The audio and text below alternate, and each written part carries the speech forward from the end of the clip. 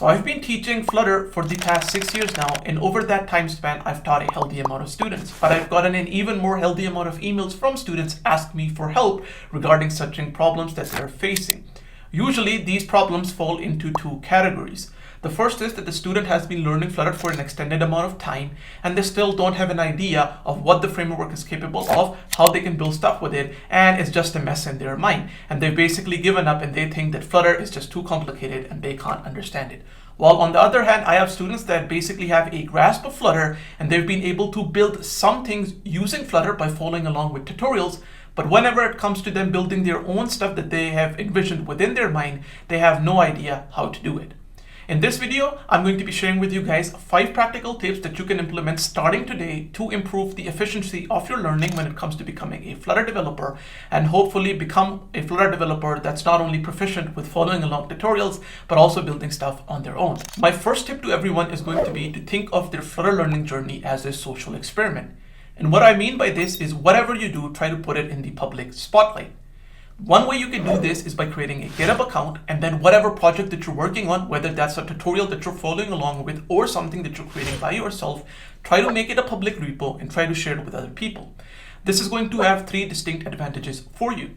The first is that you're inadvertently going to be building a portfolio that you can show to potential employers or other people that you just like to share your work with in the future. Secondly, it's going to make it very easy for you, if you encounter a problem, to share this code with potentially more experienced developers than you, and then they being able to give guidance to you because they'll be able to see all of the code that you've written. And lastly, it's also going to give you the advantage of, in the future, if you'd like to basically collaborate with another Flutter developer, either because they have more experience with you, or maybe you just want to code with the peers so that it motivates you and them to better themselves, then you'll have an actual GitHub repo in which you guys can actually work with each other and learn the fundamentals of how software development works in general when it comes to working with different people and collaborating together.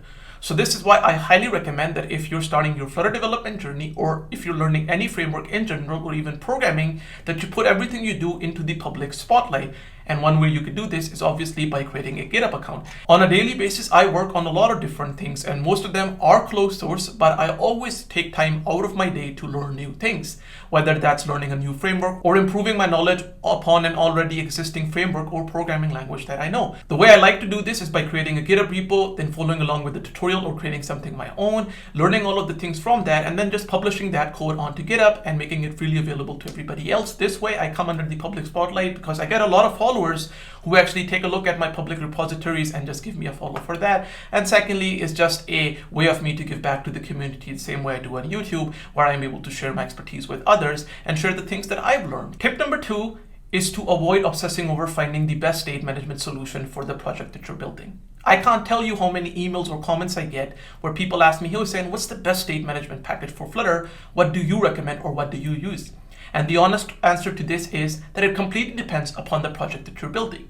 And as you develop as a software developer and gain more experience, you'll be able to weigh the pros and cons of different state management solutions that are out there and then decide which one you want to use. But as a rule of thumb, there's one thing that you should always focus on, and that is to keep your code base as simple as possible and avoid as much complexity as possible, because it's going to make it easier for you to maintain your code base and it's going to make it easier for you to avoid bugs. And in the future, when the project becomes bigger, if that is the case to be, then other developers are going to have an easier time understanding what's going on. If you try to implement for an app that's just going to have 2 screens a complex state management solution such as Riverpod, then that's just overkill for that project, and honestly that project doesn't need it. All of these state management packages and names that we see being thrown all around the developer community have been created for specific reasons, and they have specific pros and cons, and they are suitable for different types of projects.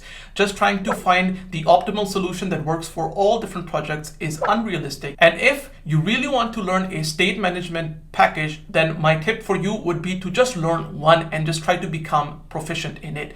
If, for example, you decide, okay, getx is the state management package that I'm going to be learning, then just learn getx and become the master at it, and just forget about all of the rest. When the time comes to learn them, because maybe you've been hired onto a team that uses another state management solution than the one you know, then you'll learn it at that point. But you don't need to overwhelm yourself with learning all of these different state management solutions, because honestly, at the end of the day, what actually matters is the user experience that you can provide to the end user. And they honestly don't care what type of backend you're running, if that's Go know Rust or Dart or even Python or what the front-end framework is. What they are concerned with is that the experience for them is as seamless as possible and as good as possible. Tip number 3 that I have for every aspiring Flutter developer is to code as much as possible. I do not want you to get stuck in what we call tutorial hell, and that is when you're basically watching tutorials endlessly without getting anywhere with the actual coding that you're doing.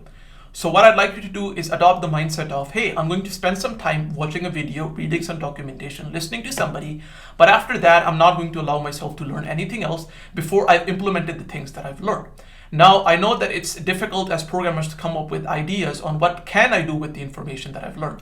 So I've left a link to this awesome GitHub repo down in the video's description, which has a list of different GitHub repos which have open source Flutter projects in them. So if you want inspiration or if you want to learn how other people have coded certain applications, you can definitely take a look at this GitHub repo, and I also already have made a dedicated video on this. So if you want to delve more into that, I'll leave a link to that video down in the description as well. But basically this GitHub repo is going to show you a bunch of different projects that people have built using Flutter, and hopefully it's going to provide you with some inspiration or maybe even just the ability to peruse through the code and see how other developers have dealt with the problem of creating these Flutter applications. And then hopefully you can also follow along in their footsteps and create something on your own. Just by watching tutorials by themselves, you're going to get nowhere. You need to combine the actual learning with practice in order to become an actual proficient Flutter developer. Tip number 4 is going to be to focus on the essentials of the Flutter framework. I don't want you to confuse yourself with the bazillion packages that are out there on pub.dev for all of the different problems that you can solve with them.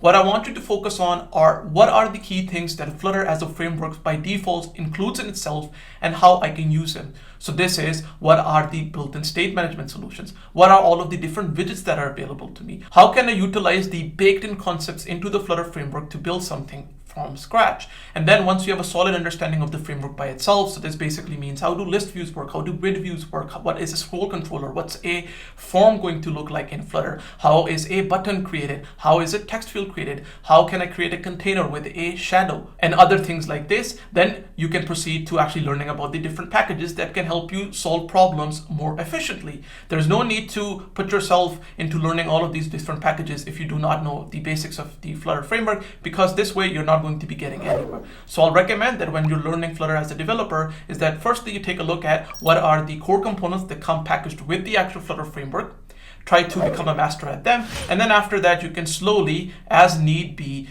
try to integrate these different packages that are available, that are made by the community for whatever problem that you're facing within your application. And lastly, the final tip that I'd like to share with you guys is to think of Flutter as just one part of the puzzle.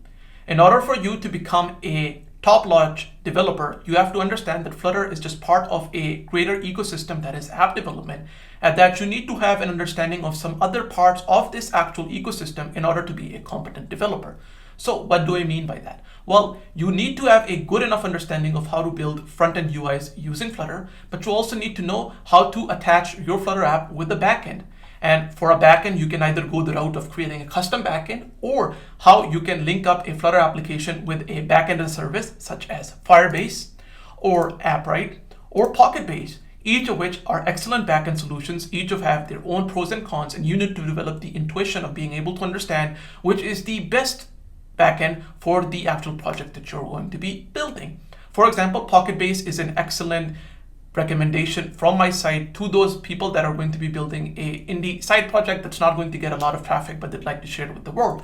While if you're building a project that you would like to scale in the future, then maybe taking a look at AppWrite or Firebase might be a better option, or even going completely custom. But these are things that you're going to learn as you gain more experience. Moving onwards from backend, you might also have situations in which you'd like to integrate analytics within your actual product so you can understand user behavior better, or see error logs and see how your application is performing under load and things like that. Well, for that, you can take a look at different log monitoring solutions or analytics solutions that are out there. For example, Firebase has Firebase Analytics, or maybe you could use something such as a log rocket to actually analyze the log and session data for your actual application. So try to learn these things as well. Try to implement these within the projects that you're building. And I guarantee you, by learning these skills, you're going to take yourself from being an average developer and not standing out in the market to being somebody that can actually be considered a 10x engineer that companies are willing to hire on top dollar. So definitely invest in learning skills that surround the app ecosystem in general. Just don't put all of your emphasis on learning Flutter. Another example that I can give you is, for example, you might want to implement push notifications. For that, you can either go with Firebase messaging, or you could use a third-party service such as Signal. Maybe you'd like to delve into the world of DevOps. So a good place might be to actually understand how you can automatically build and deploy your Flutter app to the web using some kind of a CI/CD tool. For example, an open source one is called Jenkins.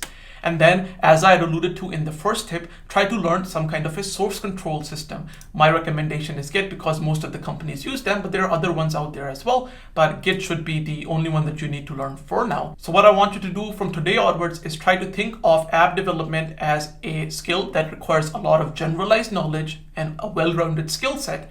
And this is going to make you more marketable, and it's going to allow you to demand top dollar from companies that are willing to hire you, and it's also going to make you more hireable.